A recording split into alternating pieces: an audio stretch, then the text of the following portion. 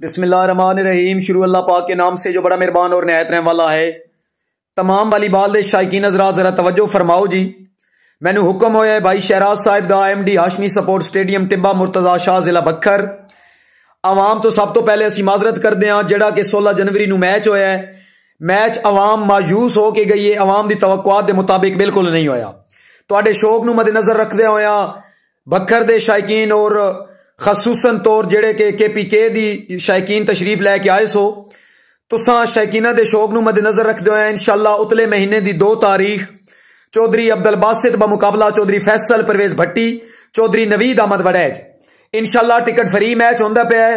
अवाम हजरात तशरीफ लाओ, इंशाअल्लाह मैच दा मजा आसी।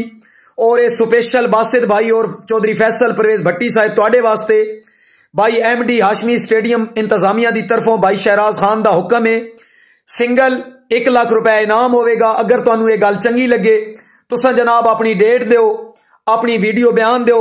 उतले महीने की 2 तारीख अवाम हजरात टिकट फ्री मैच होगा। तमाम शौकीनों नू दावत है, तशरीफ लियाओनी इंशाअल्लाह। तारीखी वालीबाल की जंग होसी बहुत।